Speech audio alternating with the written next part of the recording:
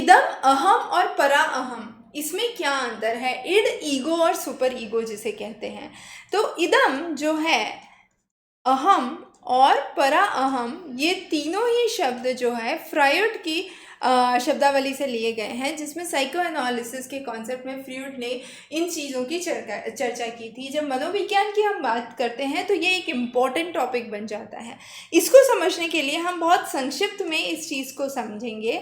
हमारे जो एक बच्चा पैदा होता है उसकी पहली चीज़ क्या होती है कि अगर उसे भूख लगी है तो उसे खाना चाहिए, ठीक है। तो जो बेसिक प्रिंसिपल इड का है या इदम का है वह है प्लेजर का प्रिंसिपल। मतलब जो मेरी आवश्यकताएं हैं वह पूर्ण होनी चाहिए, चाहे वो कैसे भी हो।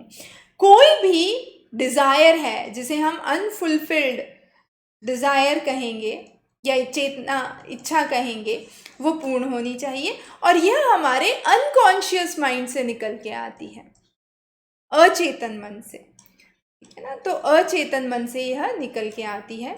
ईगो जो होती है वह अवचेतन मन से निकलती है, और सुपर ईगो जो है वह चेतन या फुल्ली कॉन्शियस माइंड से आप जब किसी चीज़ को सोचते हैं तो आप उसको सुपर ईगो कहते हैं, और ईगो जो है आपके सबकॉन्शियस माइंड से चलता है।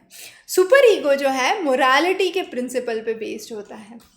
मतलब जब हम बहुत ज़्यादा एथिकल और मॉरल टर्म्स में बात करते हैं, जैसे झूठ बोलना पाप है, ठीक है, तो यह क्या हो गया? यह एक सुपर ईगो हो गया। अगर किसी बच्चे को डांट पिट रही है तो उसका पहला रिस्पॉन्स क्या होगा? नहीं नहीं, मैंने नहीं किया, भैया ने किया, दीदी ने किया। तो यहाँ पर क्या हो गया? यहाँ पर वह एक प्लेजर प्रिंसिपल है। क्यों? क्योंकि एक तो भैया दीदी को डांट पिट जाएगी और दूसरा मैं बच जाऊँगा। तो यह जो है, यहाँ पर आप अपना एक कॉन्शियस अवेयर माइंड नहीं लाते हैं। पर दूसरी तरफ जैसे आप बड़े होते हैं तो रियलिटी पे आते हैं। अगर आपको पता है कि आपके झूठ बोलने से आपके भैया या दीदी को ज़्यादा डांट पिट सकती है, पापा मम्मी ज़्यादा नुकसान कर सकते हैं, हो सकता है बच्चे को मार भी पिट जाए, तो आप रियलिटी प्रिंसिपल पे आएंगे। आपका रियलिटी प्रिंसिपल ये कहेगा नहीं नहीं, गलती मुझसे हुई है, मेरी गलती की वजह से भैया दीदी को डांट नहीं पिटनी चाहिए। तो वह आपका एक रियलिटी है।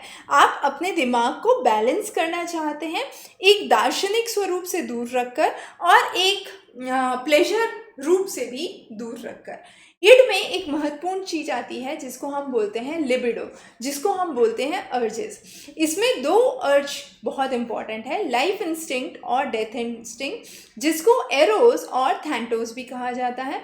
इड ईगो सुपर ईगो को डिटेल में हमने पूरी लेक्चर में डिस्कस किया है, तो आप और जानकारी के लिए उस पर जा सकते हैं। पर यह एक बहुत ही बेसिक चीज़ है। अब इड जो है, हम मानते हैं कि बहुत छोटे बच्चों में इड बहुत आसानी से देखा जाता है। इसका डेवलपमेंट बाय बर्थ हम कहेंगे, जन्म से ही यह हो जाता है। ईगो का डेवलपमेंट लगभग 3 साल के आसपास शुरू होता है और सुपर ईगो का डेवलपमेंट लगभग 5 साल के आसपास शुरू होता है। तो यह भी एक बहुत इम्पॉर्टेंट चीज़ है जो आपको यहाँ पर ध्यान रखनी है।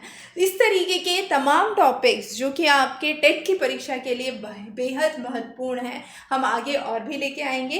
प्रैक्टिस के लिए आप नीचे दिए गए लिंक पर जा सकते हैं, उस पर बहुत सारे क्वेश्चंस और कंप्लीट लेक्चर सीरीज़ आपको वहाँ पर मिल जाएंगे। जुड़ने के लिए धन्यवाद।